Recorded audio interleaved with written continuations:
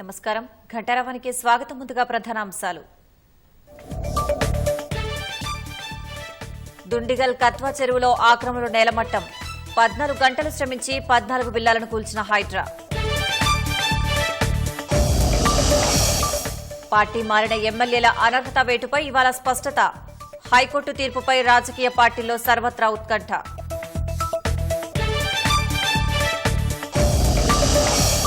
రుణమాఫీ, రైతు భరోసాపై స్పష్టమైన విధానంతో ముందుకు.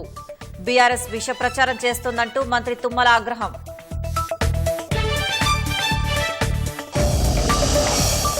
అల్పపీడన ప్రభావంతో ఉత్తరాంధ్రలో భారీ వర్షాలు.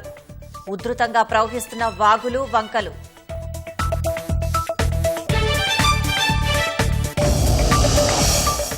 కాంగ్రెస్ లో చేరిన రెజ్లర్లపై విమర్శలొద్దని బ్రిజ్ భూషణ్ కు సూచన. హర్యానా ఎన్నికల్లో నష్టం జరగకుండా బీజేపీ చర్యలు.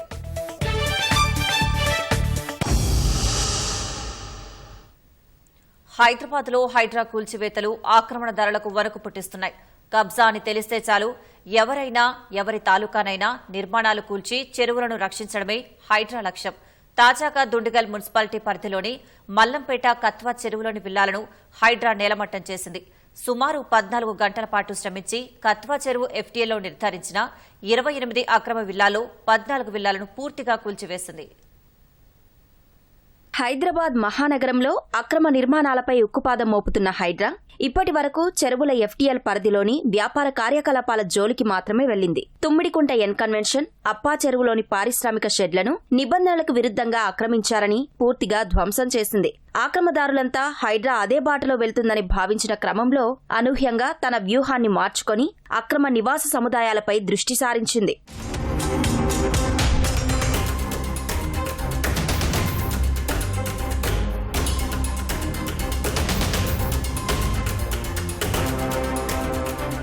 దుండిగల్ మున్సిపాలిటీ పరిధిలోని మల్లంపేట కత్వా చెరువులో అక్రమంగా నిర్మించిన విల్లాలను ఏమాత్రం ఉపేక్షించకుండా ఒక్కొక్కటిగా నేలమట్టం చేసింది. వాటి యజమానులు మేల్కొనేలోపే ఇటాచీలతో విరుచుకుపడింది. యజమానులు అడ్డుపడ్డా, ఆపమని ప్రాధేయపడినా ఏమాత్రం పట్టించుకోకుండా హైడ్రా తన కూల్చివేతలను కొనసాగించింది.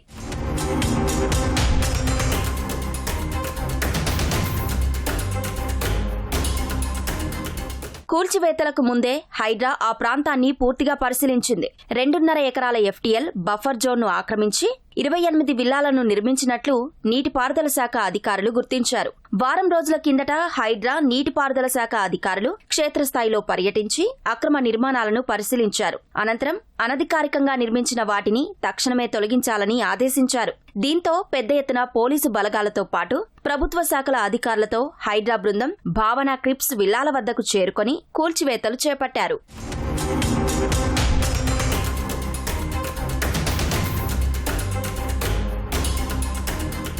హైడ్రా కూల్చివేతలు ప్రారంభం కాగానే ఎఫ్టీఎల్ బఫర్ జోన్ పరిధిలోకి తమ ఇల్లు వస్తాయేమోనని పలువురు యజమానులు ఆందోళనకు గురయ్యారు.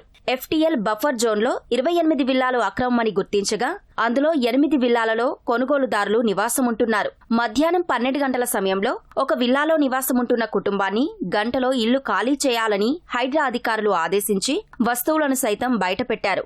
భార్యా పిల్లలతో ఇప్పటికిప్పుడు ఇల్లు ఎలా ఖాళీ చేయాలని బాధితుడు వాపోయాడు. అక్రమ నిర్మాణాలను ప్రారంభ దశలోనే అడ్డుకుంటే తమకు ఈ పరిస్థితి తలెత్తేది కాదని వాపోయారు. 2020లోనో 21లోనో ఒకసారి వచ్చి ఒక 6 విల్లాలు మార్క్ చేసి వెళ్లారు సార్. సాధారణంగా మేము అనుకుంది ఏంటంటే ఓకే కూల్ చేశారు కాబట్టి అక్కడతో అయిపోయింది, ఇంకెక్కడేం లేదనుకుని మిగిలిన వాళ్ళు కొనుక్కోవడం, తర్వాత వాళ్ళు వర్క్స్ అన్ని చేయించుకోవడం జరిగింది. ఏదైతే ఆ మార్కింగ్ జరగకుండా ఉన్నా లేదంటే ఒక నోటీస్ ఇచ్చున్నా కనీసం ఒక్క రెసిడెంట్ కూడా నోటీస్ ఇవ్వలేదు సార్. ఇక్కడ ఇప్పుడు ఏంటంటే ఒకవేళ ఇది నిజంగా బఫర్ జోన్ అయితే మేము పూర్తిగా ఆక్యుపై చేసిన దాకా ఎందుకు వెయిట్ చేశారు మీరు? ఆ 6 విల్లాలు కూల్ చేసిన రోజు నుంచి ఇవాళ వరకు ఎందుకు వెయిట్ చేశారు? మీరు అప్పుడే యాక్షన్ తీసుకుని ఉంటే బిల్డర్ లోపల ఉన్నప్పుడు తను మొత్తం కంప్లీట్ చేయకముందు వెళ్ళినప్పుడు ఉంటే మేము బిల్డర్తో మాట్లాడుకోవడానికో మేము ఆల్టర్నేటివ్ చూసుకోవడానికో ఉండేది. పర్మిషన్స్ ఎందుకు ఇచ్చారు సార్? అలాంటి మాకు తెలియదు, తెలుసుకున్నాం అనుకోండి, తెలిసి ఎవరైనా కొంటారా? పర్మిషన్ ఎందుకు ఇచ్చారు? ఇప్పటివరకు మీటర్స్ ఉన్నాయి, చాలా మందికి మీటర్స్ ఎలా వచ్చాయి? పర్మిషన్ లేకుండా FTL పాపం అతనే 2 years నుంచి ఉంటున్నారు. అతను మీటర్ ఉంది, అన్నీ ఉన్నాయి. ఎందుకు ఇవన్నీ పర్మిషన్స్ ఇవ్వకుండా ఇవన్నీ చేయడం? ఇంత పెట్టి కొనుక్కున్నా ఆల్రెడీ మేము చూడండి, లోపల ఆల్మోస్ట్ వర్క్ అంతా అయ్యింది, ఆల్మోస్ట్ అయిపోయింది సార్. ఇంకా ఒక 10% ఉంది.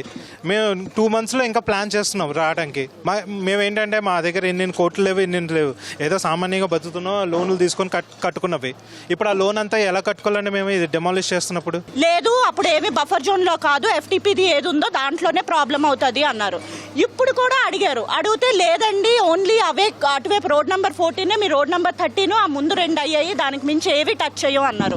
ఇప్పుడు సడన్ గా వచ్చి ఏవేవైతే క్రాస్ మార్క్ చేశారో అన్ని కొట్టేయండి అంటున్నారు. హైడ్రా అనే లక్ష్యం కరెక్టే కావచ్చు. అనాధికారికంగా కట్టిన వీళ్ళు చెరువులు కబ్జాలు కాపాడుకుంటాం, నాలాలు కబ్జాలు కాకుండా చూడటం, గవర్నమెంట్ అసెట్స్ కాపాడటం లక్ష్యం మంచిదే. ఇప్పుడు సబ్జెక్ట్ ఏమైందంటే ఆల్రెడీ కొనుక్కున్నారు వీళ్ళు బాధితులు.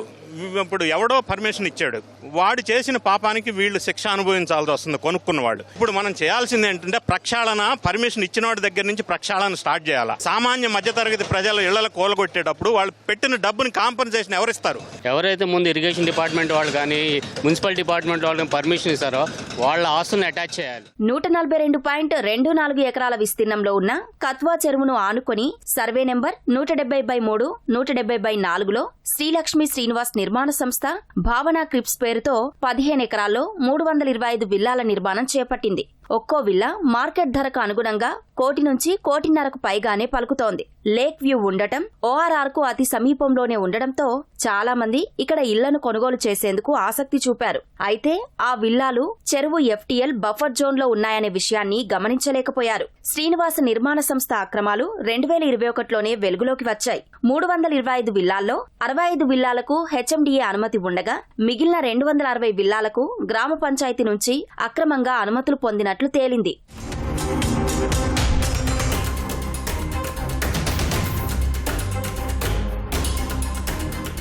2021 డిసెంబర్ మొదటి వారంలో చెరువు FTL బఫర్ జోన్లో 7 విల్లాలు ఉన్నట్లు నీటిపారుదల శాఖ రెవెన్యూ అధికారుల సంయుక్త విచారణలో గుర్తించి నివేదికను కలెక్టర్కు అందజేశారు. అనంతరం కలెక్టర్ ఆదేశాల మేరకు 2 విల్లాలను అధికారులు పాక్షికంగా కూల్చివేశారు.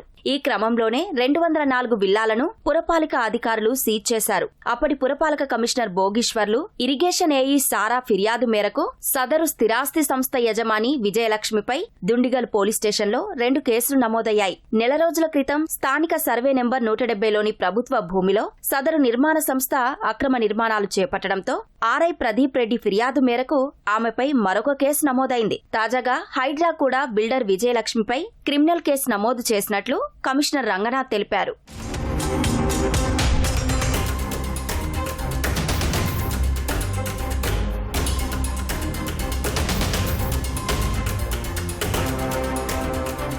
చెరువులను ఆనుకుని నివాసమున్న వారంతా తమ ఇళ్లపై కూడా హైడ్రా బుల్డోజర్లను పంపుతుందేమోనని ఆందోళన వ్యక్తం చేశారు. ఈ విషయాన్ని గ్రహించిన హైడ్రా కమిషనర్ రంగనాథ్ చెరువుల FTL బఫర్ జోన్ పరిధిలో కొత్తగా నిర్మాణ దశలో ఉన్న నివాసాలు, నిర్మాణాలను మాత్రమే కూల్చివేస్తున్నామని స్పష్టం చేశారు.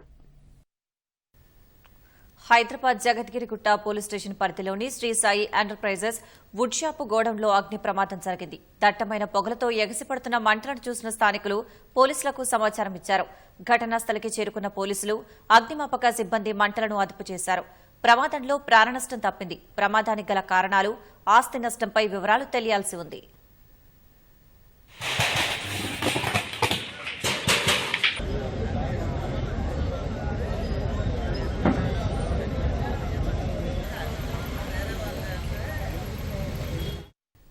పార్టీ ఫిరాయించిన ఎమ్మెల్యేలపై అనర్హత వేటు వేసేలా స్పీకర్ను ఆదేశించాలంటూ దాఖలైన పిటిషన్లపై నేడు హైకోర్టు తీర్పు వెలువరించనుంది.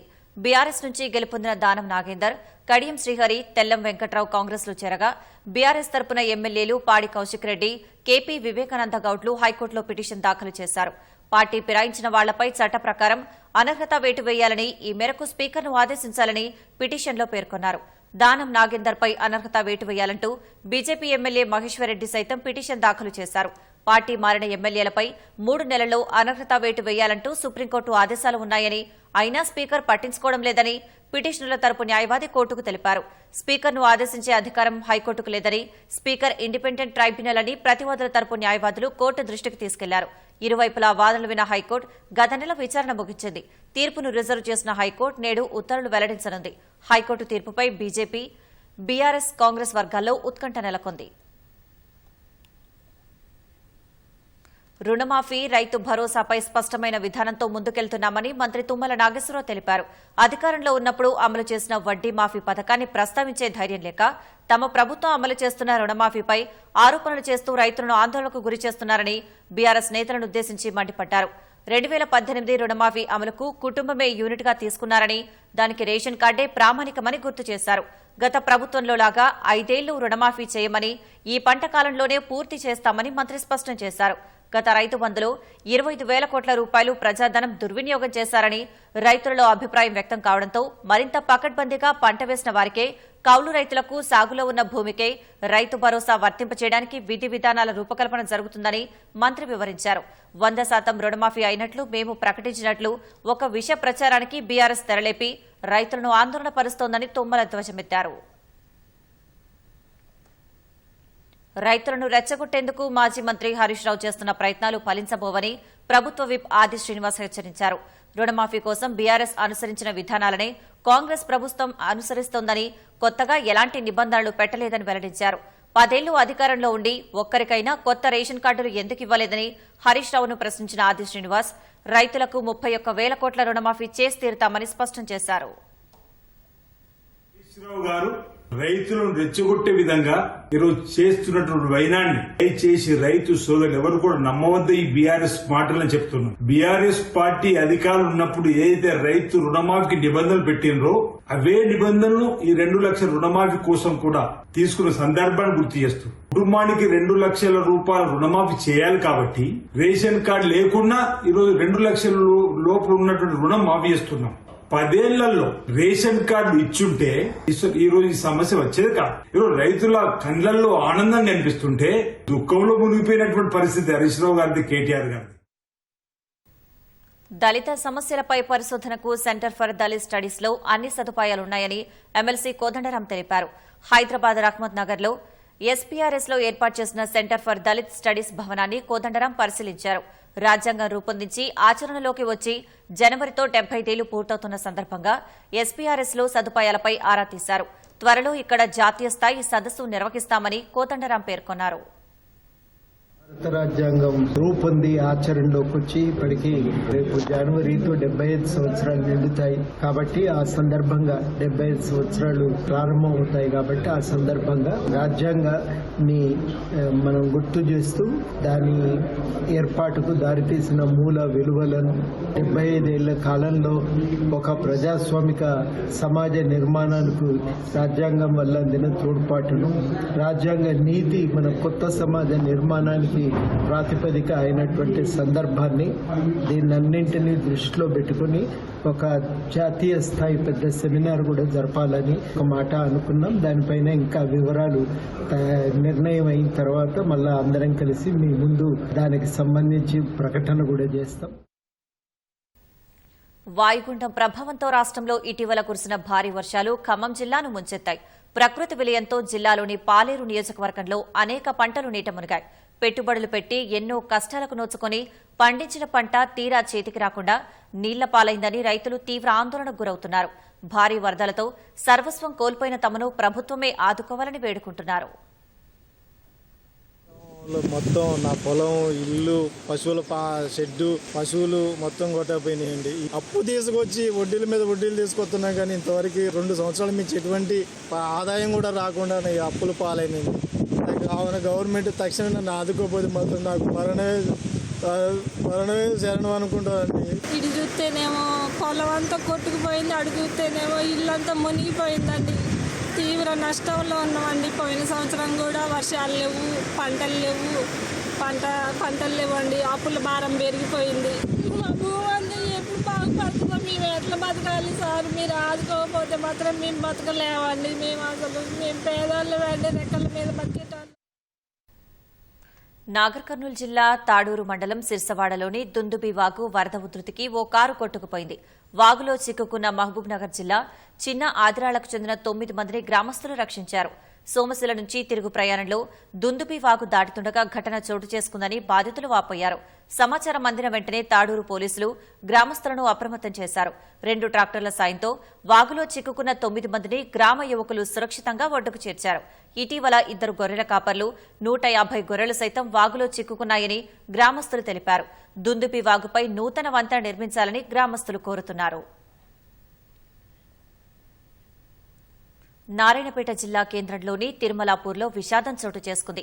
గ్రామ శివారులోని ఓ చెరువులో ఈతకు దిగి ప్రమాదవశాత్తు 2 చిన్నారులు మృతి చెందారు. ఆదివారం ఉదయం దుస్తులు ఉతుక్కునేందుకు తల్లి రాజమ్మతో కలిసి 4 పిల్లలు చెరువు వద్దకు వెళ్లారు. 4 చెరువులో దిగి ఈత కొడుతూ ప్రమాదవశాత్తు మునిగిపోయారు. వారిని కాపాడేందుకు నీటిలోకి దిగిన తల్లి రాజమ్మ కూడా ప్రమాదంలో చిక్కుకుంది. గమనించిన స్థానికులు తల్లి రాజమ్మతో పాటు 2 పిల్లలను కాపాడి ఒడ్డుకు చేర్చారు. మరో 2 పిల్లలు నీటిలో మునిగి చనిపోయారు. మృతులు కర్ణాటకకు చెందిన వారు కాగా ఇటీవల వారి కుటుంబ సభ్యులు మరణించడంతో అంత్యక్రియల కోసం తిరుమలాపూర్ వచ్చినట్లు తెలుస్తోంది. ఘటనపై కేసు నమోదు చేసుకుని దర్యాప్తు చేస్తున్నట్లు పోలీసులు వెల్లడించారు. బంగాళాఖాతంలో ఏర్పడిన అల్పపీడనంతో ఉత్తరాంధ్రలో భారీ వర్షాలు కురుస్తున్నాయి. నదులు వాగులు ఉప్పొంగి ఉధృతంగా ప్రవహిస్తున్నాయి. పలుచోట్ల రహదారులు జలమయమై రాకపోకలకు తీవ్ర అంతరాయం ఏర్పడుతోంది. పంట పొలాలు మునిగిపోయి రైతులు ఆందోళన చెందుతున్నారు.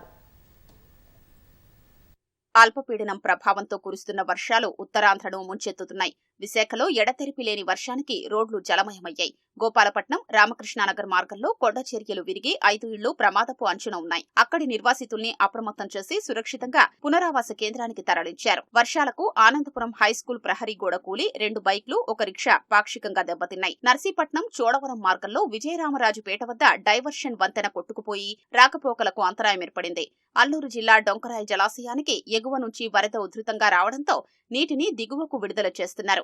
జోలాపూటు జలాశయం నీటి మట్టం ప్రమాదకర స్థాయికి చేరుకుంది. నీటిని దిగువన ఉన్న డుడుమా జలాశయానికి విడుదల చేస్తున్నారు. ఎగువ నుంచి వరద వస్తుండటంతో డుడుమా జలాశయం 4 గేట్లు ఎత్తి బలిమెలకు విడుదల చేశారు.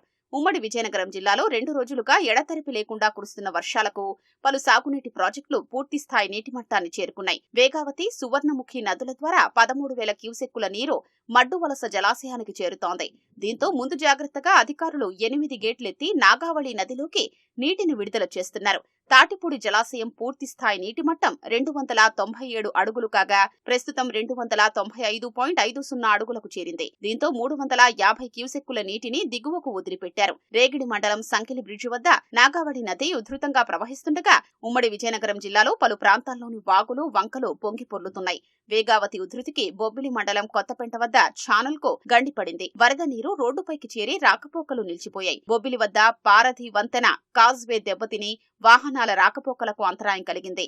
గుర్ల మండలం జమ్ముపేట వద్ద ఆర్ఓబీలో వరద నీటిలో ఆర్టీసీ బస్సు నిలిచిపోగా స్థానికులు అధికారులు బయటకు తీశారు. విజయనగరంలోని మురుగు కాల్వలు ఉప్పొంగి లోతట్టు ప్రాంతాలు జలమయమయ్యాయి. నాయుడు కాలనీ, వినాయకనగర్లోని నివాసాల్ని వరద నీరు ముంచెత్తింది. గజపతి నగరం మండలం మర్రివలస సమీపంలో చంపావతి నదికి వరద పోటు పెరగడంతో రాకపోకలకు అంతరాయం ఏర్పడింది. దీంతో 12 గిరిజన గ్రామాల ప్రజలు తీవ్ర ఇబ్బందులు పడ్డారు. శ్రీకాకుళం జిల్లా లావేరి మండలం బెజ్జపురం, బుడతవలస మధ్య ప్రవహిస్తున్న వాగునీటి ప్రవాహం పెరగడంతో ఓ మినీ వ్యాన్ కొట్టుకుపోయింది. స్థానికులు అందులోని డ్రైవర్ను కాపాడారు.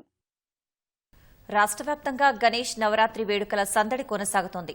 గణపతి పప్ప మోరియా నామస్మరణతో ఊరువాడ మారుమోగుతున్నాయి. రంగురంగుల విద్యుత్ కాంతులతో అందంగా అలంకరించిన మండపాల్లో కొలువుదీరిన గణనాథులు విశేష పూజలందుకుంటున్నాయి. ఖైరతాబాద్ సప్తముఖ వినాయకుని దర్శించుకునేందుకు భక్తులు పెద్ద ఎత్తున తరలివస్తున్నారు. నవరాత్రి వేడుకలు భక్తి శ్రద్దలతో నిర్వహిస్తుండటంతో మండపాలన్నీ ఆధ్యాత్మిక శోభతో అలలారుతున్నాయి. రాష్ట్రంలో గణేష్ నవరాత్రి వేడుకల సందడి నెలకొంది. గ్రామ గ్రామాన వివిధ ఆకారాల్లో కొలువుదీరిన వినాయకులు పూజలందుకుంటున్నారు. హైదరాబాద్, ఖైరతాబాద్ లో కొలువైన 70 అడుగుల సప్తముఖ గౌరీ సుతుణ్ణి దర్శించుకునేందుకు భక్తులు తండోపతండాలుగా తరలివస్తున్నారు. మహాగణపయ్యను దర్శించుకునేందుకు వచ్చే భక్తులతో ఖైరతాబాద్ పరిసర ప్రాంతాలన్నీ కిక్కిరిసిపోయాయి. ఆదివారం బీజేపీ రాష్ట్ర అధ్యక్షుడు కిషన్ రెడ్డి రాజ్యసభ సభ్యుడు లక్ష్మణ్తో కలిసి ఖైరతాబాద్ మహాగణపతిని దర్శించుకున్నారు. మండపం వద్ద పోలీసులు, ఉత్సవ కమిటీ సభ్యులు భక్తుల రద్దీకి అనుగుణంగా చర్యలు చేపట్టారు. సికింద్రాబాద్ అంజయ్య నగర్లో కులమతాలకు అతీతంగా ఏర్పాటు చేసిన గణనాథుడు విశేషంగా ఆకట్టుకుంటున్నాడు. మండపం ఏర్పాటు నుంచి నిమజ్జనం వరకు ఓ ముస్లిం యువకుడు అన్నీ తానే చూసుకోవడం అందరినీ ఆశ్చర్యానికి గురిచేస్తోంది. గత 20 ఏళ్లుగా ఇక్కడ గణపతి నవరాత్రి మహోత్సవాల్లో ఆ యువకుడు ప్రాతినిధ్యం వహిస్తున్నట్లు వెల్లడించారు.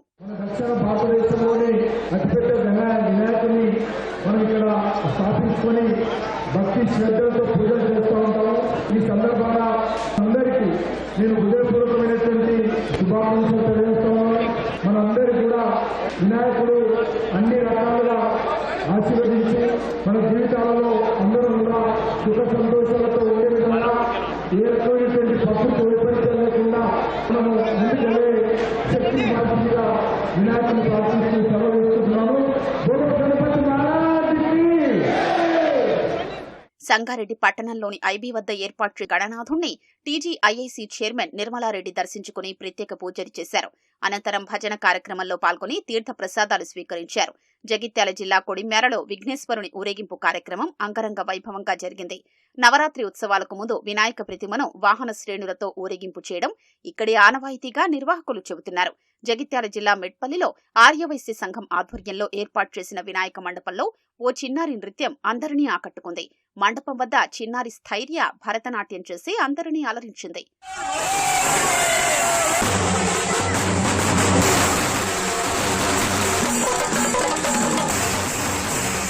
వినాయక నవరాత్రులంటే పూజలు, భజనలు, నృత్యాలు ఉంటాయనుకుంటే పొరపాటే.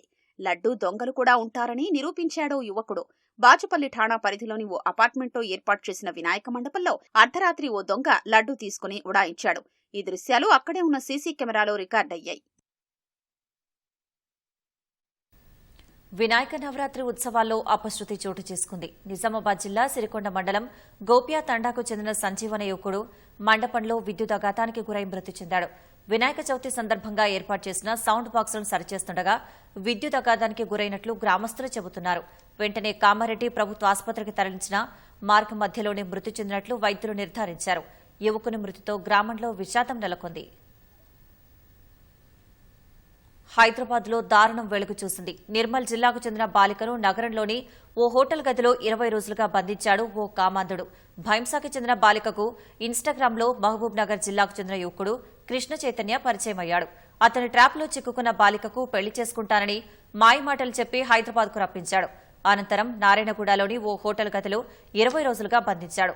ఎట్టకేలకు బాలిక ఫోన్ ద్వారా తల్లిదండ్రులకు సమాచారం అందించి వాట్సాప్లో లొకేషన్ షేర్ చేసింది. దీంతో బాలిక తల్లిదండ్రులు వెంటనే హైదరాబాద్ చేరుకుని షీ టీమ్స్ ను ఆశ్రయించారు.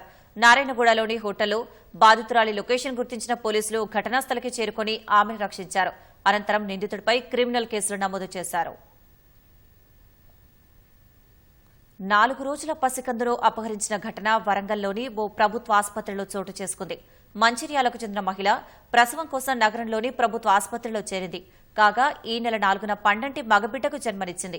ప్రసవం అనంతరం మహిళకు ఫిట్స్ రావడంతో వైద్యులు మెరుగైన చికిత్స కోసం ఆమెను ఎంజీఎం ఆసుపత్రికి తరలించారు.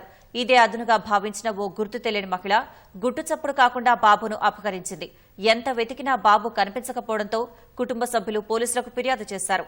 ఘటనపై కేసు నమోదు చేసుకున్న పోలీసులు ఆసుపత్రిలోని సీసీ కెమెరాల ఆధారంగా దర్యాప్తు చేస్తున్నారు. అంబులెన్స్లో పురిటి నొప్పులతో బాధపడుతున్న మహిళకు 108 సిబ్బంది చాకచక్యంగా వ్యవహరించి సాధారణ కాన్పు చేశారు. నిజామాబాద్ జిల్లా వేల్పూర్ మండలం మోతేకి చెందిన ఓ మహిళకు పురిటి నొప్పులు రావడంతో కుటుంబ సభ్యులు 108లో మహిళను ఆసుపత్రికి తరలించారు. మార్గ మధ్యలోనే పురిటి నొప్పులు ఎక్కువ కావడంతో గమనించిన 108 సిబ్బంది అంబులెన్స్లోనే సాధారణ ప్రసవం చేయగా మహిళ పండంటి ఆడబిడ్డకు జన్మనిచ్చింది. ఆర్మూర్ ఏరియా ఆసుపత్రిలో తల్లి బిడ్డకు వైద్య పరీక్షలు చేయగా ఇద్దరూ క్షేమంగా ఉన్నట్లు వైద్యులు తెలిపారు.